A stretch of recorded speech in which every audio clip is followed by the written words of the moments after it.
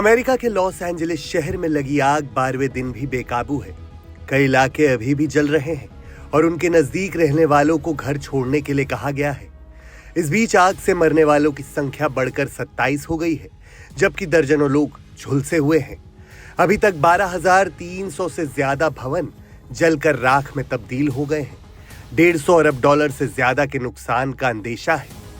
Los Angeles के Palisades इलाके में आग से सबसे ज्यादा बर्बादी हुई है। जंगल के किनारे के इस इलाके में 7 जनवरी को आग लगी थी, जो अभी तक बुझाई नहीं जा सकी है। इस इलाके का 23,713 एकड़ भूभाग आग की चपेट में आया है। अब जबकि हवा की गति कम हो रही है, तब माना जा रहा है कि सप्ताह के अंत तक आग को काफी हद तक काबू कर लिया जाएगा। अमेरिका की नेशनल वेदर सर्विस ने कहा है कि पिछले सप्ताह की शुरुआत में हवा की गति जिस तरह से तेज हुई थी, कुछ वैसी ही आशंका इस हफ्ते को लेकर है।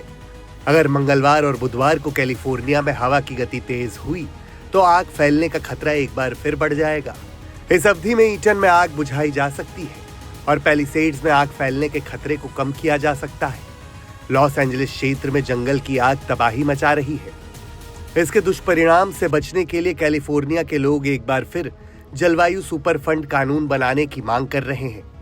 इससे पहले वर्मोंट और न्यूयॉर्क ने जलवायु सुपर फंड कानून लागू किया है। इसके तहत ऊर्जा कंपनियों को भीषण गर्मी और जलवायु परिवर्तन से निपटने में मदद के लिए भुगतान करना आवश्यक होगा।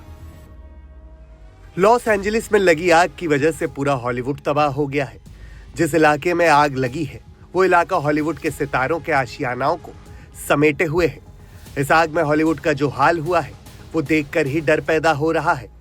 इस इलाके में हॉलीवुड के कई सितारों के आशियाने थे, जो शायद अब राख बन चुके हैं।